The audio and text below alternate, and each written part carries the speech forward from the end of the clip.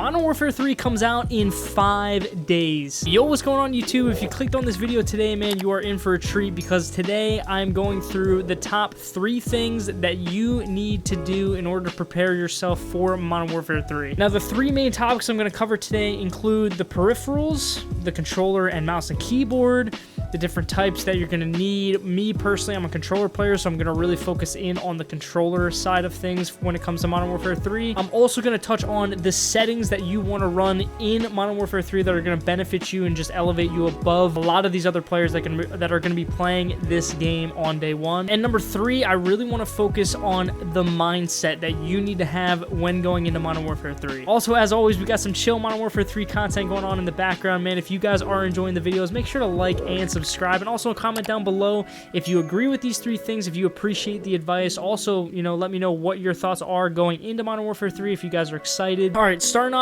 with number 1, we're going to cover the peripherals, right? We're going to go over controller and mouse and keyboard, which one is better in some aspects. I know that's a very touchy subject because you have the whole idea of aim assist, but honestly, that's not what we're going to cover today, man. I'm just strictly talking about whatever input you run, whether it's mouse and keyboard or controller. I'm going to give a little bit of insight into what you need to do to kind of maximize your performance and also to kind of get an advantage on other players in the game. So starting it off right away, man, as you guys know and I mentioned in the beginning of the video, I am a controller player. I've been playing controller for, you know, years and years and years. So for me, I'm really going to focus in on the controller side of things. Now, with Modern Warfare 3, as you all know, and what I've touched on in previous videos, is the addition of movement. That is correct. Movement is back, and specifically slide canceling.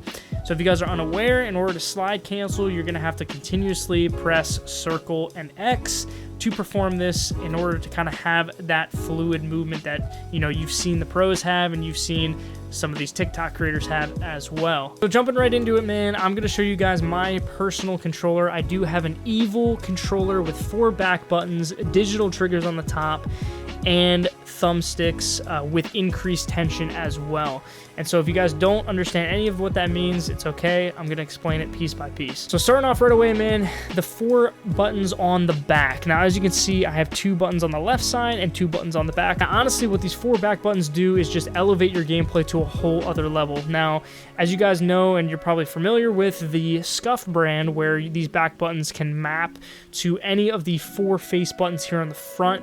And that's pretty much what they do, man. So what I have my bind set to is the right button is bound to the circle key, and the left button is bound to the X key, and then I have the bottom right button here bound to my triangle to switch weapons, and then this one is for square to pick up things. And so honestly, this just creates really good fluid movement, man, because as you can see, like, I'm just going through here as if I were playing the game and slide canceling. It's just as simple as just circle X, circle X, circle X, or even in the old games, it was circle, circle X, circle, circle X.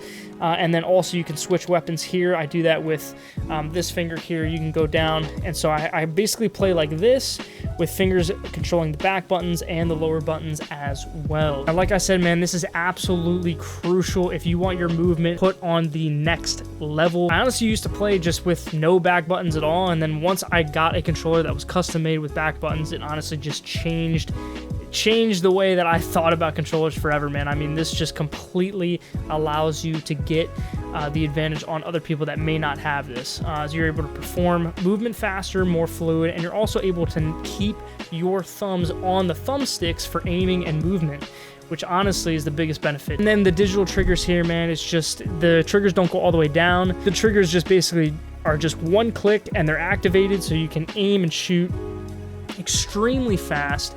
And this is just, again, like such an advantage over, you know, someone who's using just a regular controller. Now, I know these controllers can be a little bit pricey.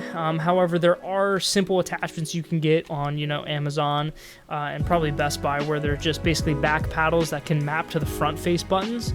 And even something like that, trust me, if you're a controller player, you are going to need something like this if you want to elevate your gameplay and just make your movement on a whole other level. So that's what I run for controller. Again, you can make your buttons on the back whatever you want, but that's what I have my buttons bound to from the front. So what I would say about mouse and keyboard is you definitely want you know, a solid mouse. Me personally, I use the G Pro Superlight.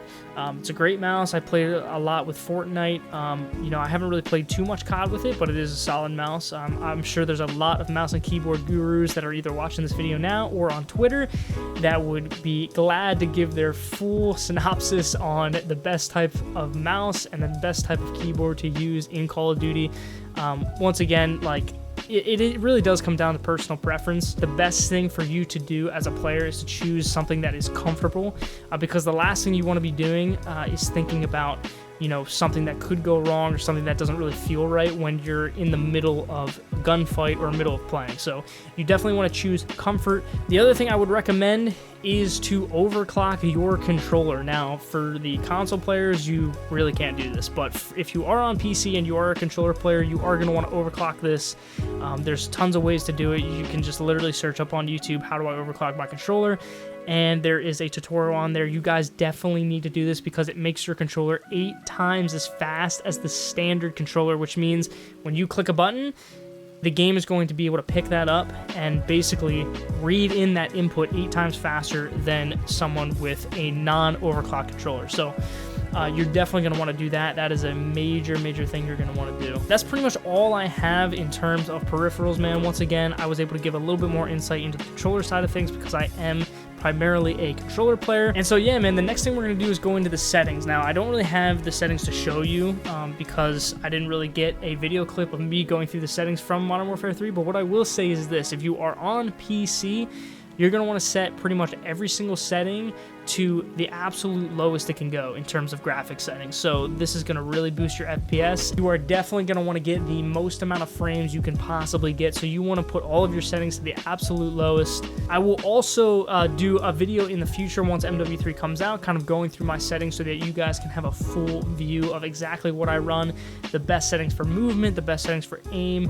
FOV is also a major setting. So yeah, just to recap, the best settings to run is all graphic settings pretty much on low, and you want to make sure your FOV is tuned to your liking. Me personally, I play on 120, and you want to make sure that all of your settings for movement and aim are also set accordingly. Again, I will make a future video outlining all of the specifics with that, but there are currently tutorials on YouTube that kind of go further in depth with those settings. So I know the third and final thing I really want to get into is the mindset to have going into Modern Warfare 3. Now, if you are a grinder, someone who plays Call of Duty a ton, and you really want to be the best that you can possibly be at Call of Duty, I really want to encourage you to go into every single game being confident in your skills and abilities, knowing that you're able to do it, knowing that you've done these incredible things in the past, whether you've dropped high kills in Warzone, whether you've dropped a nuke before.